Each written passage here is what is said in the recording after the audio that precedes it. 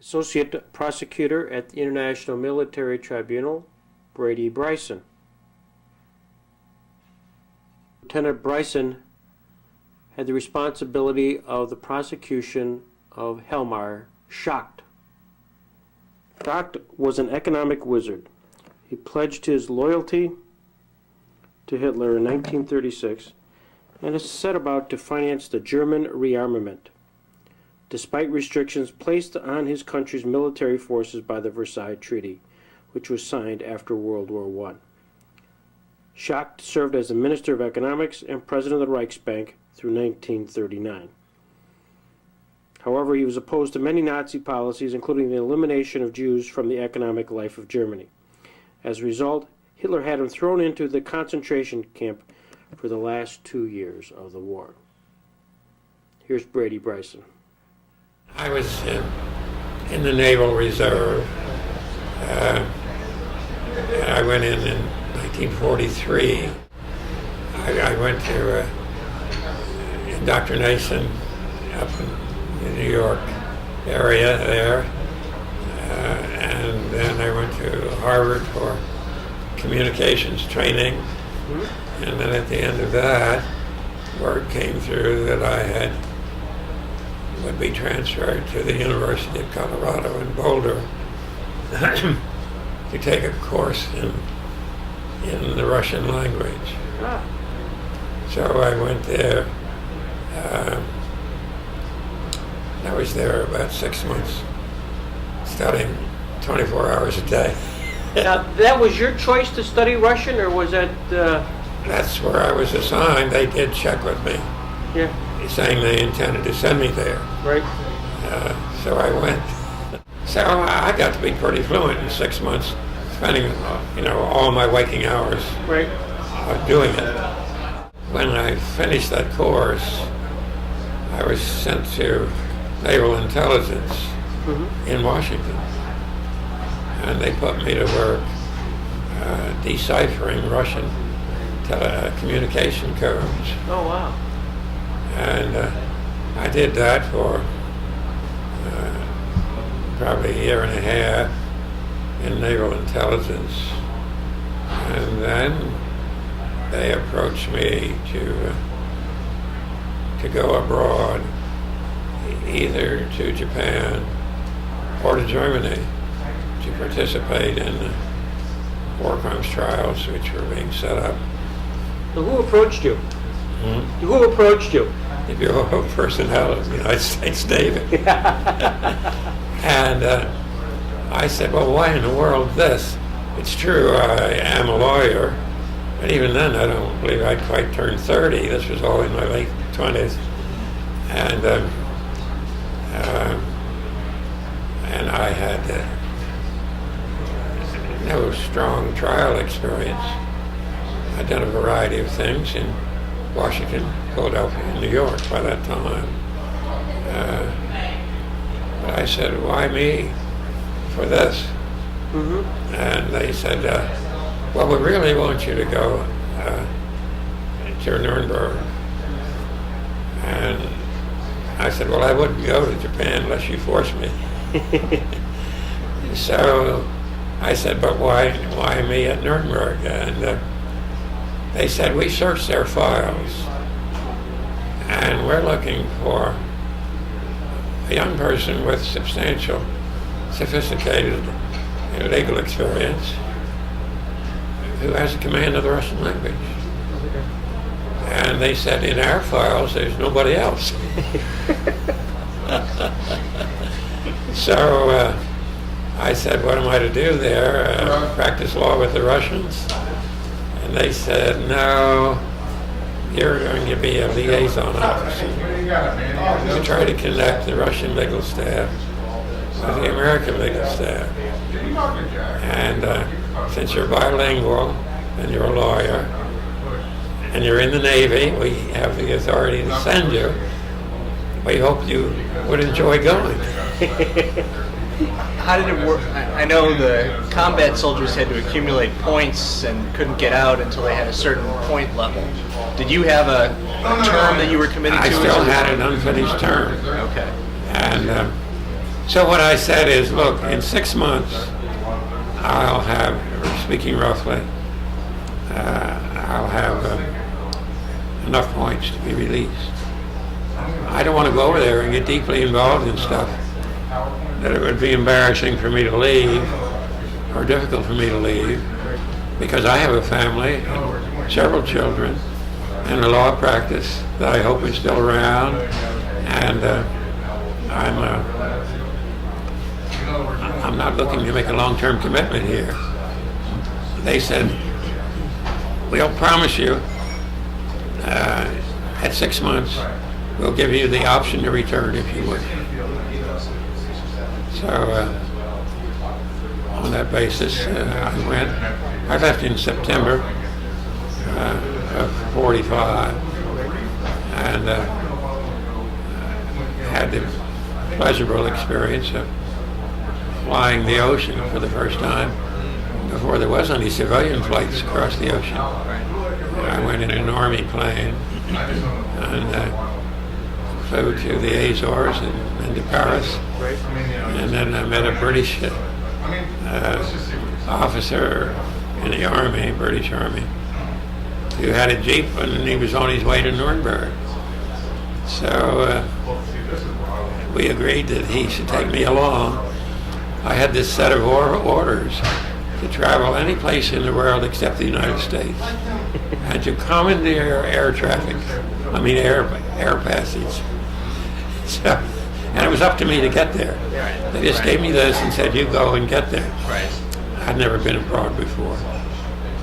So after a week's pleasure in Paris, we headed for Frankfurt in his Jeep, and I checked in at the Nuremberg office there, the trials office. They had a small office in Frankfurt, and they did some telephoning and managed to let Nuremberg know that I was on my way. And then we drove on to Nuremberg and checked in at the Grand Hotel, and that became more or less my headquarters while I was there. And I came back in March, 6 months. When you got to the Grand Hotel, who did you report to? At Nuremberg, it was suggested to me that I look up Telford Taylor and get some advice from him as to where to go from there, so to speak. So I found Telford Taylor at the offices in the Palace of Justice, and I had a nice visit with him, brief. You didn't know him previously? I didn't know him, and he didn't know me. He told me that the place to go was Colonel Storey's office, who was really the administrative head of the American legal contingent there, and was more or less running administratively the American legal staff and personnel, of which there was a great many. And so he said he had gotten word I was coming down, but he didn't know in what connection. In other words, he knew nothing about me or why I was coming. Which struck me as rather absurd, because the Royal Bureau of Personnel in Washington was quite certain that they needed there a liaison officer. And wouldn't he know that? And that someone was coming? Obviously not a request he sent up the line. No. And that gave me a little quick insight into Nuremberg. And I must say, it continued all while I was there. But I explained that to him, and he said, well, he ran through my legal history and came to understand how I had learned my Russian and what I had been doing since. He said, well, in the main room here, the legal room, the legal offices, had a lot of individual officers in a great big central room with lots of desks in it where lawyers and others were working. And he said, we'll give you a desk there and put a sign on it, a liaison officer, and you just hang out there. And he said, I'll pass the word to our staff, and to the Russian staff that we now have a liaison officer who will be available to lend any assistance he can. Yeah. And then he said, in the meantime, you'll probably find nothing going on for a while at your desk. But make a practice of circulating among all the people you see in this area, probably a total of a couple hundred at all levels, Yeah. and find out what they're doing. And then when the Russians come with the problem, you'll be able to give them some help. And you'll be able to talk to them, find out what their problem is. You'll know whom to see, and you can introduce them to the right people. And you can participate if you want, and try to be helpful. So I thought that was a sensible set of instructions. But the only thing was that after 2 or 3 weeks, nobody had come to my desk. I said, I've discovered these two legal staffs understand very well how to talk to each other. They go back and forth, and they have no trouble communicating. And they know who they are and where to go. I had one person come while I was on duty as liaison officer. It was a woman. She was a lawyer, Russian woman. And she spoke to me in English and wanted to find certain documents. And I undertook to help her. And I did get the documents for her and saw that she got them. I never got to their offices. Now, I met Russian lawyers around the courtroom, and there would be times when they would have their legal staff in there and presenting evidence and so on. And there would be court breaks, and I would join the Russian group because I had some command of the language and got acquainted with some of the lawyers that way. So you were talking to Colonel Storey? I talked to him, and he said,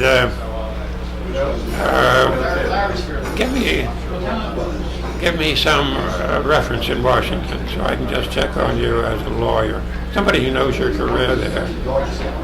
I gave him the name of Arthur Kent, who at that time was a pretty well-known lawyer in Washington and had some pretty high legal offices there. I forget particularly which ones, but then had gone into private practice, and he was at a firm that knew me very well. In fact, I had started my practice with them when I got out of law school. Did you know that Arthur Kent and Jackson had a relationship? I had reason to believe. Jackson had been chief counsel to what was then known as the Bureau of Internal Revenue. Right. And I think Kent had some connection with him at that time. Right.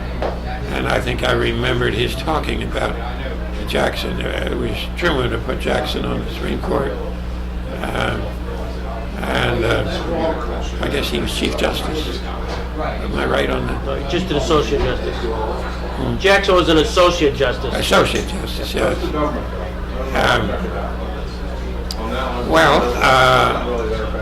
Storey said, I'll try that. And Storey got in touch with Kent, Arthur Kent, who turned out knew Jackson extremely well. They were very close. Yeah. Yes, that's right. And he knew me completely as a lawyer, and he gave him quite a bill of goods. And so Storey got back to me and said, we hear that we ought to have you as a lawyer. Right. And would you stay on and do some legal work? I said, well, it's interesting to me, and I've got to get these points. And you get points faster when you're abroad than when you're in the United States. So I said, I'll work my points out right here. And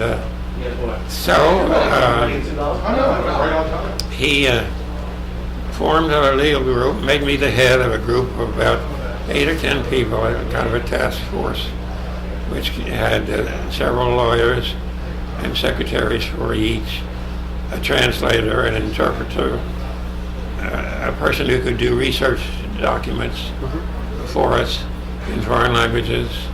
A very nice little group, and I was the head of it. And they gave us assignments, and we formed a very active group that worked well together. They gave me relatively narrow things to focus on. I don't know that I ever, at first, I don't know that they wanted me to get acquainted with the facilities there and how to use them, and they wanted to really get firsthand exposure to what I could do or seemed able to do. And then after a period, they said we have assigned the subject of the American case on the persecution of the Jews to a colonel here, sort of his backup research group and trial memorandum group, and we've suggested to him that he take your group on for that purpose. But he said, I want you, me, to be head of the group and report directly to me, Colonel Storey, because I also want to have a line on this fellow who is your senior in the military and has been here longer, who's going to be in charge of this and is going to present the evidence. So we worked that way. I personally wrote the trial memos, and he appreciated them. So it all worked out pretty well. The Lithuanian partisans did away with more than 1,500 Jews, setting fire to several synagogues or destroying them by other means, and burned down a Jewish dwelling district consisting of about 60 houses. When Walsh came to the time, he had to prepare himself and go into the court and present his evidence, and he had absorbed all my trial memos, and he felt himself well prepared. My job was over there, and I reported back to Storey, and he, at that time, knew a lot more about me, and he went out of his way to introduce me to Jackson. And I had seen Jackson in large gatherings, you know. He was always up front and in charge at times, but I had no personal contact with him. And I don't think I was expected to push myself forward in order to make those contacts. I just took them as they came. Right. And I really enjoyed the youngsters, my own age. But I was taken up to Jackson, and I was introduced to him, and he immediately knew my name, and he spoke of Arthur Kent. And that was a magic connection. Yes. You had the right reference. So we had a substantial talk, considering the fact there were an awful lot of people there, and he had to be responsive to everybody, and I enjoyed that and appreciated it. I must say that after that, I had little or no contact with him. It always came back to me through Storey. Whatever had to come back to me from his office or from him. And so I had a limited but a memorable personal exposure to him, which I've described. I saw him later after I was back in Washington, and he was back in Washington. He was on the bench, and we had a good, we sat down and sort of had a good talk back about Nuremberg and so on. You remember what he said? What was his, did he look back on Nuremberg kindly? Was it I thought so. Yeah. I thought so. I think he thought it was quite an experience, and it didn't do him any harm in getting him ready for his further work as an Associate Justice of the Supreme Court of the United States. Was that at the court where you sat down with him later? Did you? No, it was in an office. Oh, in an office. He was in that office to see. In fact, he was in Arthur Kent's office. Okay. Huh. And I heard that he was there. And I walked down the hall. Good for you. And then we took a room and sat and talked. And what law firm was that? That was, oh Lord, it was a law firm of about a dozen lawyers with offices in Washington and Alvord. The firm is, it doesn't exist anymore. Right. And it hasn't existed for a long time. He talked some about his experience at the Bureau of Internal Revenue, because at that time I was sort of specializing in tax work. And so we had something in common there. And so we talked about his experience in the Treasury Department. And we didn't talk particularly about what he was doing. I didn't know what I could ask and shouldn't ask on the bench, but I let him say whatever he wished to say about his work on the bench. And he did make this comment that he regarded the Nuremberg experience as very useful to him in preparing me for his further career, preparing him for his further career on the bench back in Washington. He was, did you know him personally? I did not know. No. Neither of you. He was a middle height, fairly substantial person. I mean, I wouldn't say he was plump, but there was a lot to him. And he had a very pleasant smile and an ability to be genial immediately with a stranger. And at least he went to that trouble with me. He had some reason for wanting to talk to me. When he found I was there, I had already come and gone at Nuremberg, and he knew about me there. So I found him very pleasant and genial. And I think he had that, and I found him that way in my brief contact at Nuremberg with him once or twice. But that was his reputation in Nuremberg. In Nuremberg, he was, everybody liked him. He was the kind of a leader and a boss that people wanted. So he was successful there, in my opinion. And I never heard bad criticisms of him. I came to know a little later, after I got there, that the head of the army in that military district was General Gill. That's a name you may have encountered. Right.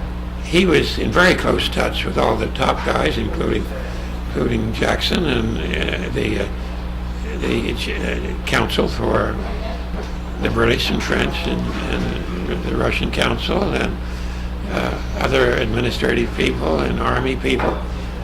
Well, it turned out that he knew all about me. Not until I got there. He had nothing to do with my coming. But somehow my name came to him and he recognized it, because he was a graduate of, and for a long time the chairman of the board of a small college in Westminster where we live, Western Maryland College. Right. And he was crazy about Western Maryland. Right. And it had a fabulous football team that he brought there. And so on. We had in my class 2 All-Americans. My God. And one of them was the captain of the East team who played in the East-West game. Yep. I mean, it was unbelievable. He was the quarterback. So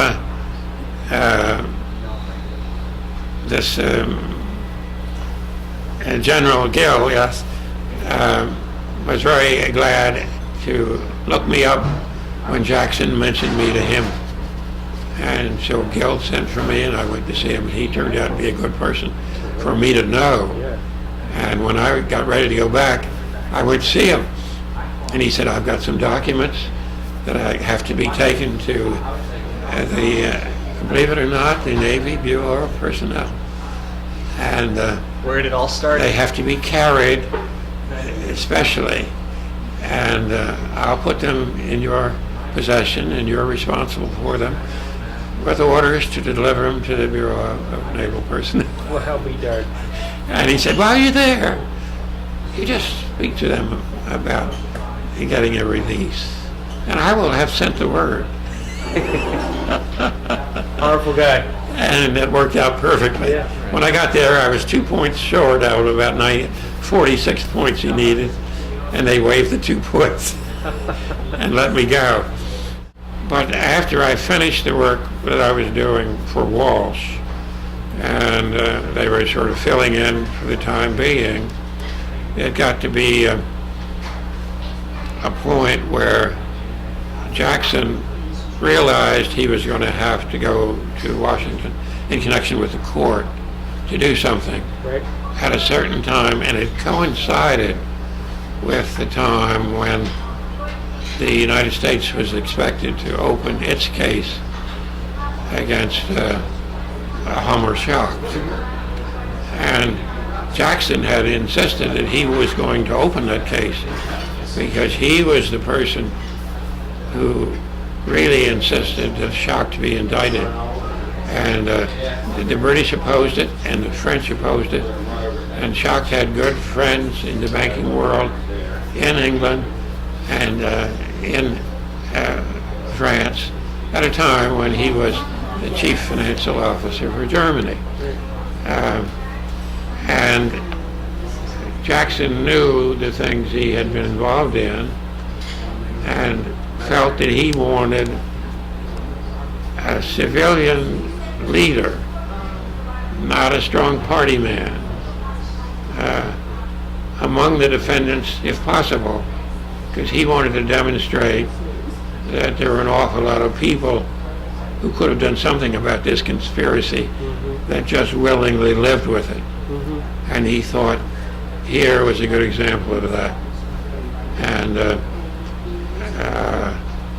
there was always a dispute whether Schacht had really been a member of the Nazi Party.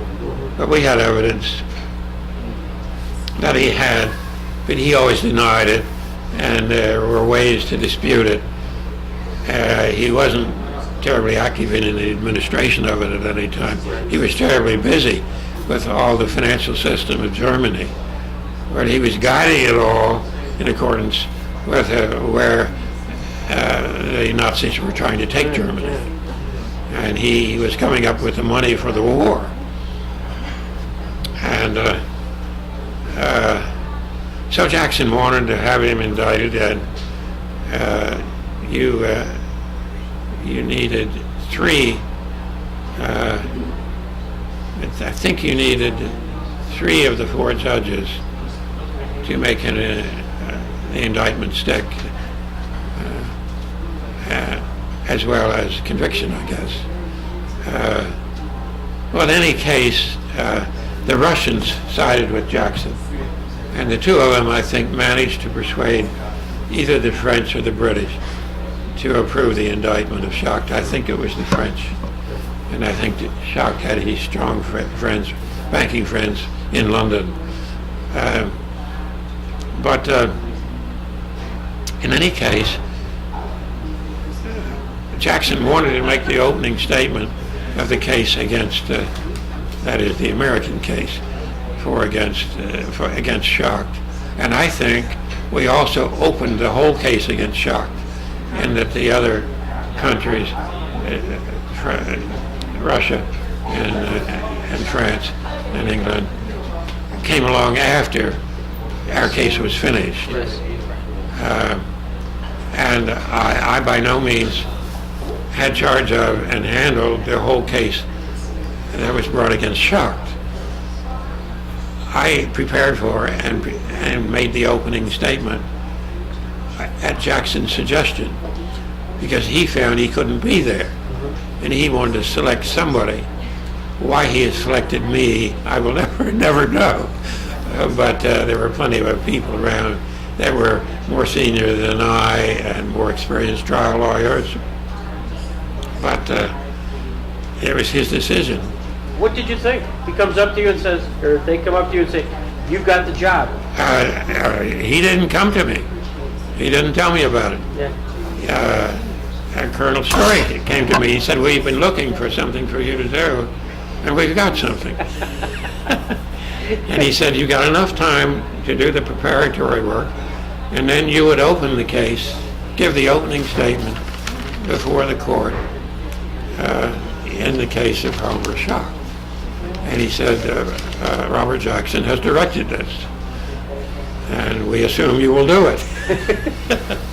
Now, how much prep time does that leave you before you're actually at the lectern? I think my appearance on this case before the court was in early January. I would say around the 10th of January. That's about right. Yeah. In 46. Right. And I would say that I began preparation the 1st of December. Okay.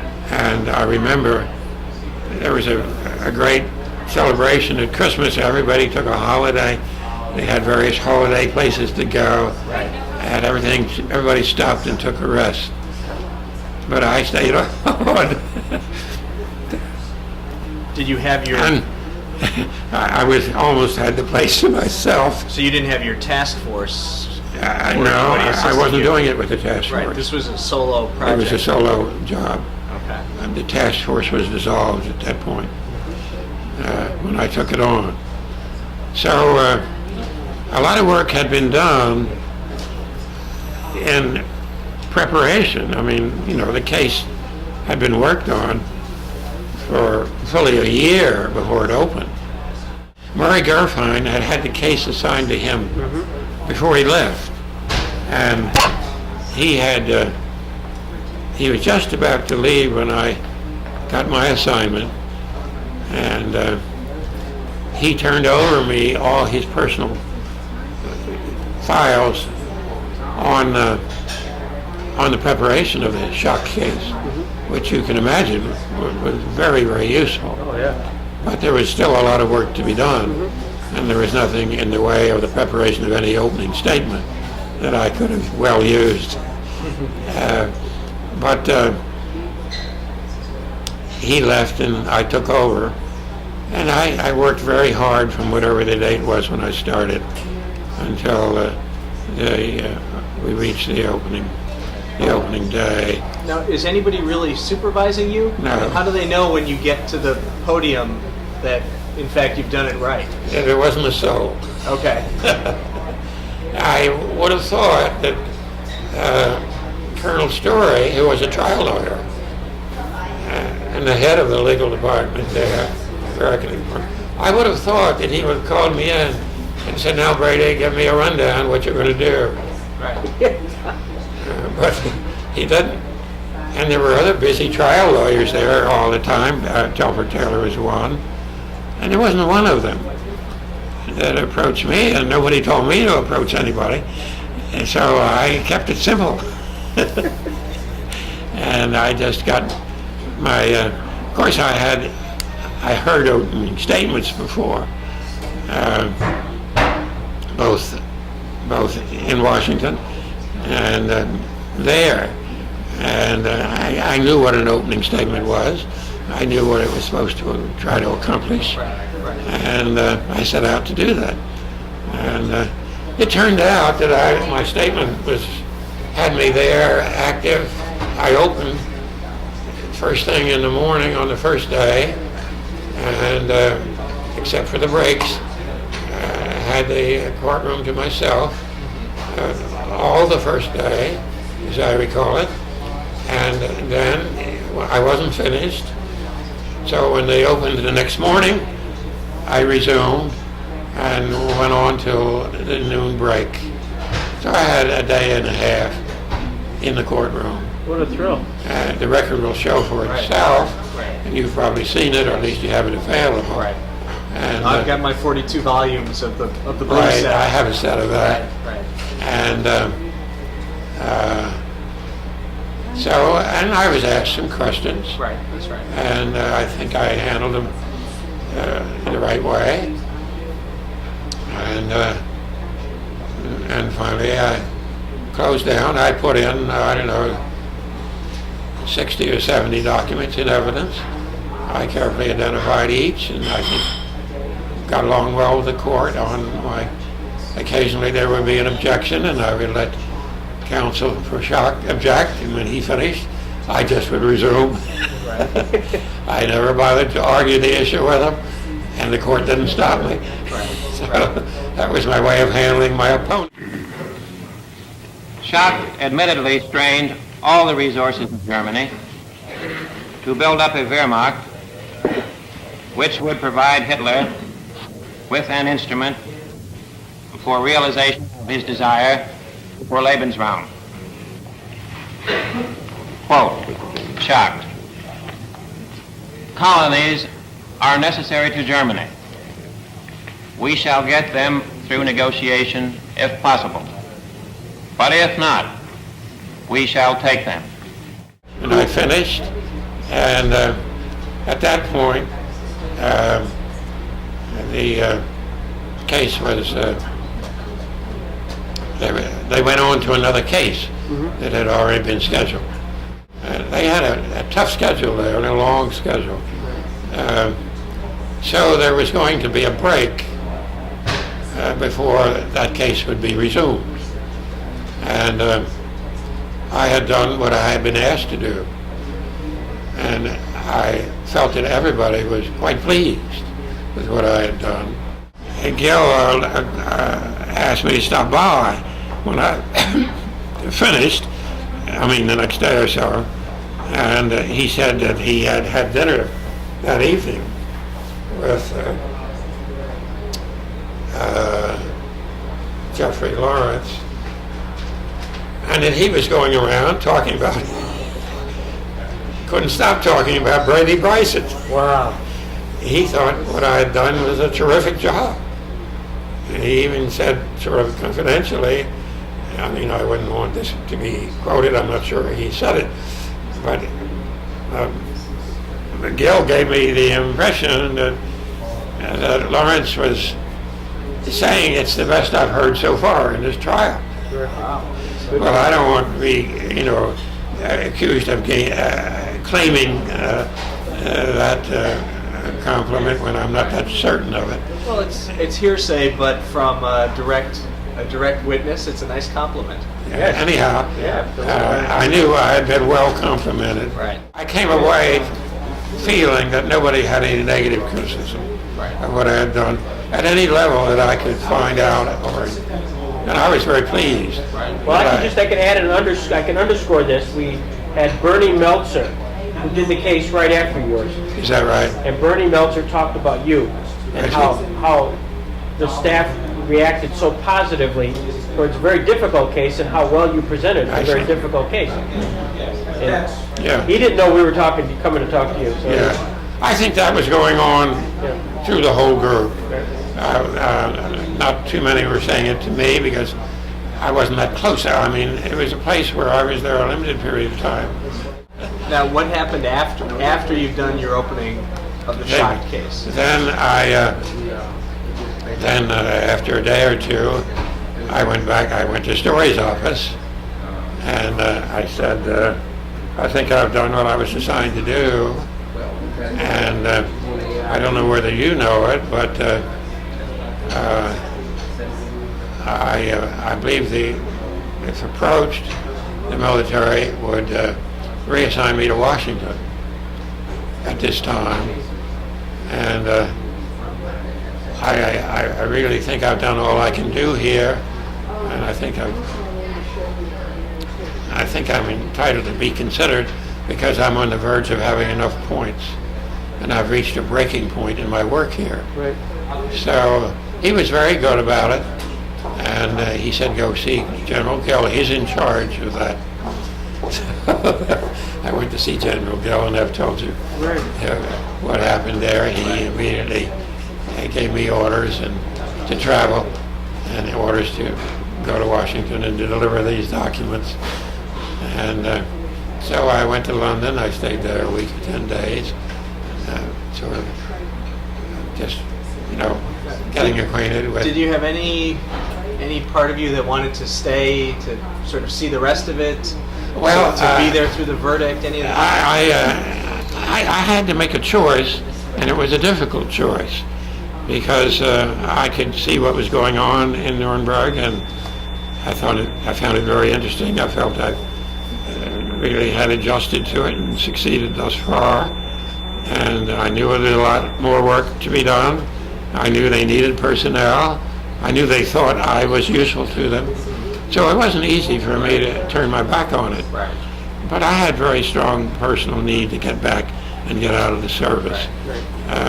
You know, I say I had a wife and 4 children, and Oh, you had 4 kids I already? had 3 kids then. Kids, okay. Wow. And our 4th was born later in 1950. But Gotta ask, how was your wife's sense of humor while you were gone for this period of time in Nuremberg? where was she? Yeah, how was her sense of humor? Sense of humor? Yeah. Well, I tried to keep in touch, and she approved of my going, and she thought I should. We didn't disagree on this.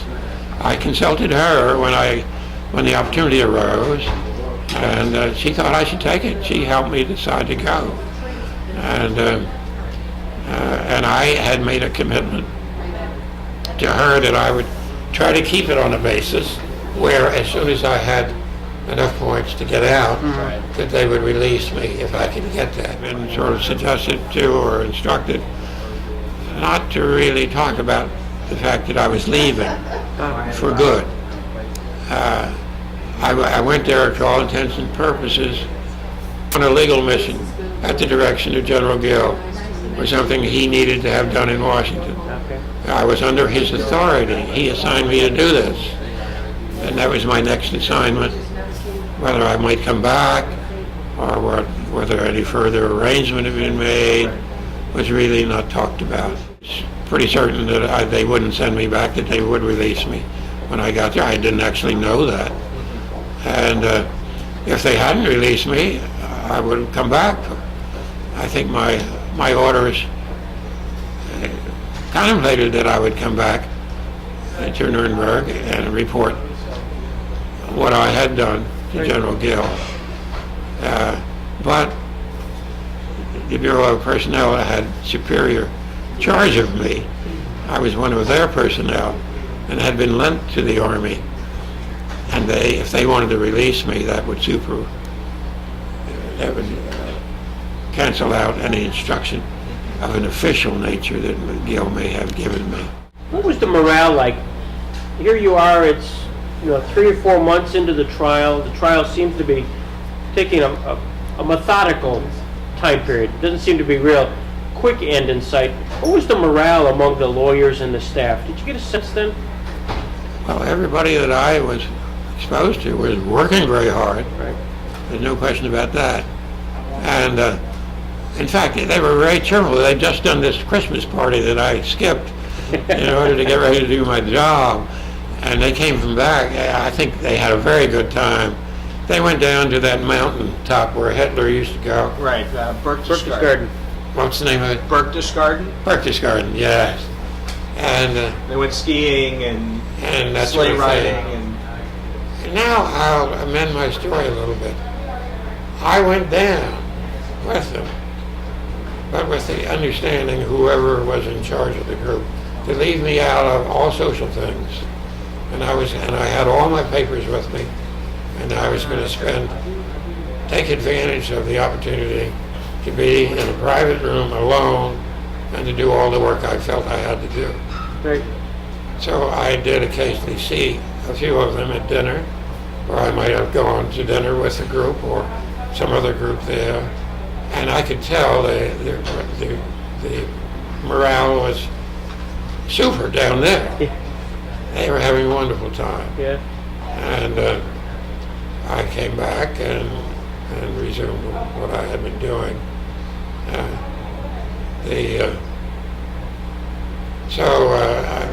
I think if there was any deep-seated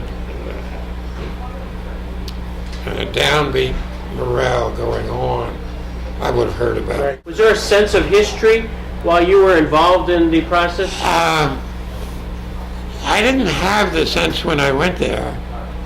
I didn't know anything about Nuremberg. A lot of people there had been months and months in London working, preparing all this and so on.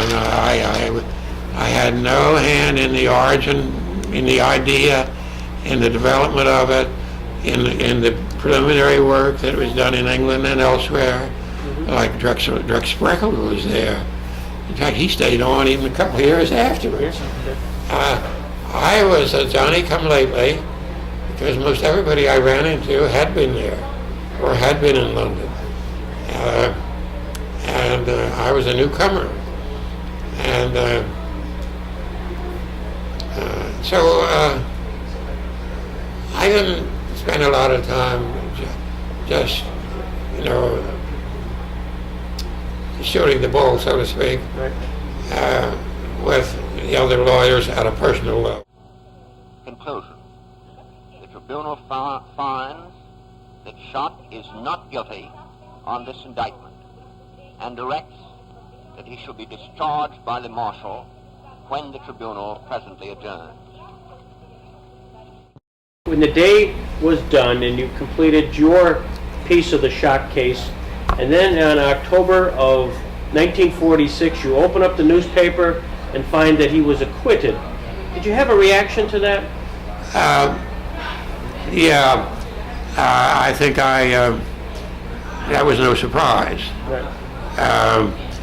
When I took the job, the case had a reputation locally among the people working there as maybe the most difficult case to win in the whole list. Right. And I think Bob Jackson had been told that when he insisted that Schacht be indicted, told that by the British. Right. And maybe by the French. And he fought them and he got the indictment by persuading the French. And but it was, I think, well known, and I wasn't talked about, and everybody went around, of course, saying we're going to lose a case. But it was known that it was not going to be easy going, and that's why Jackson felt he should open it himself.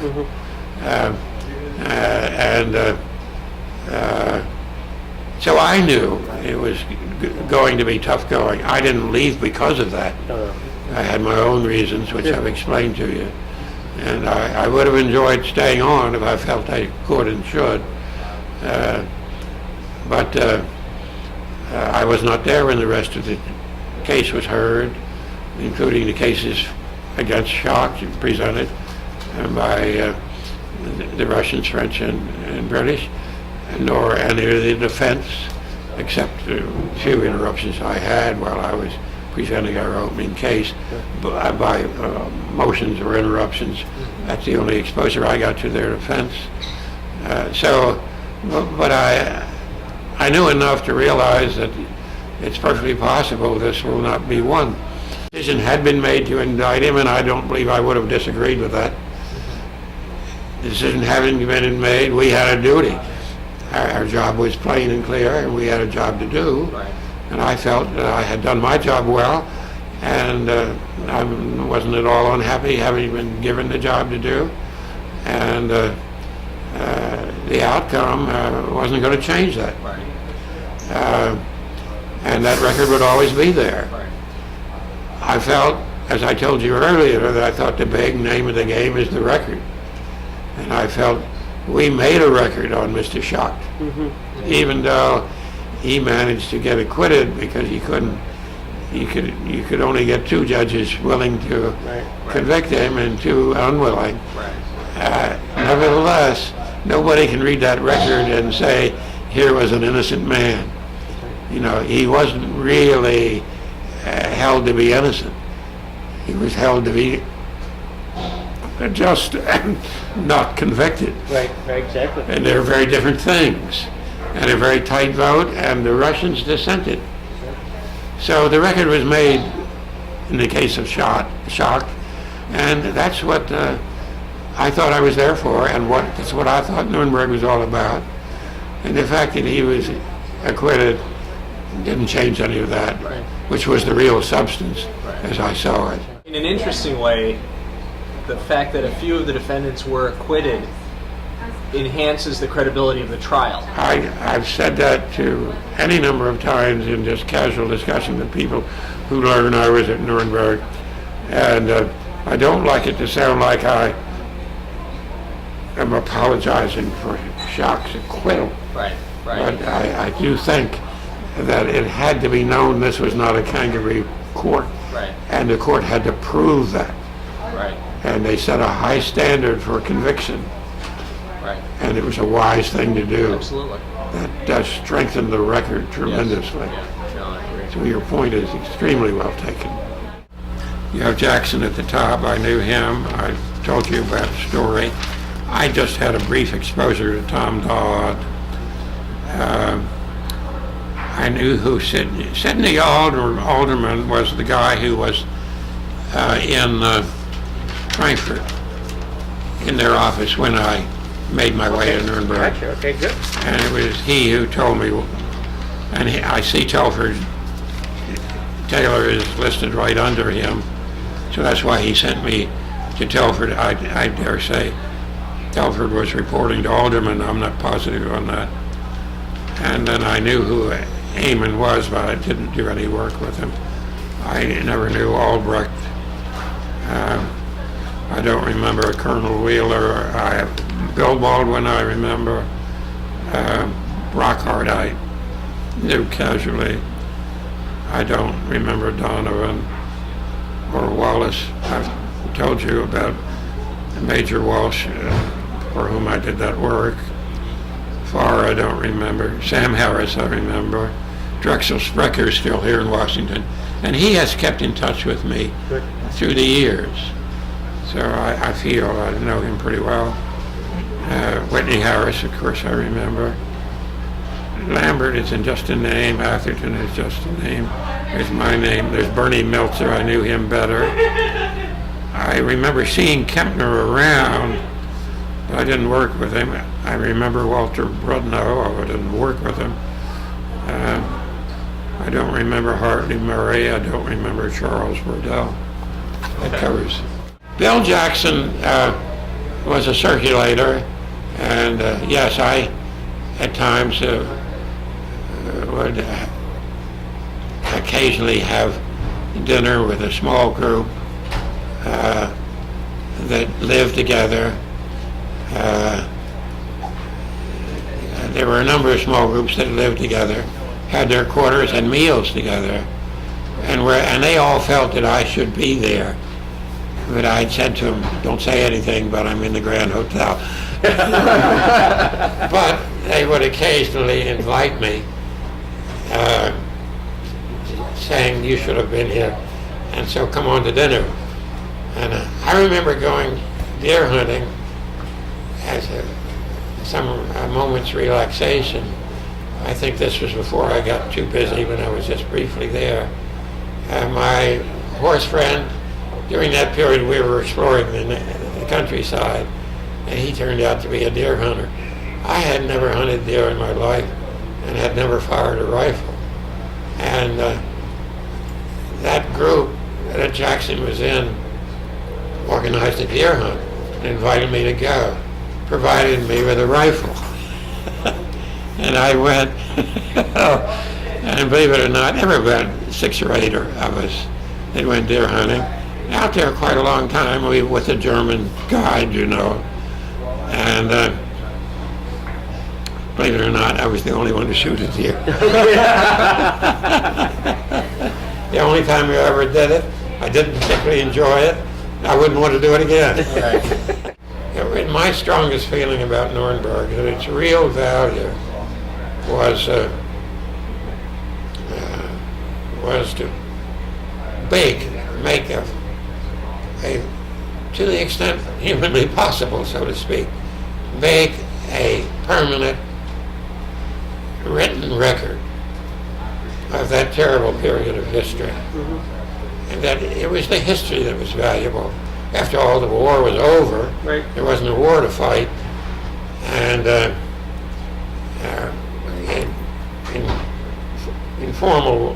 in a formal sense, we were trying to convict and punish a number of individuals, but as people, they really didn't mean anything to us. I felt it was a whole lot more important that the record be made rather than whether or not the person was convicted and whether he was hanged or put in prison for life or where he might be right now. You know, that personal side of it, I thought, was given the primary play in the press. But I thought the really important and valuable thing was the written record that would always be there and that people would always study and make use of. And therefore, what Nuremberg had to teach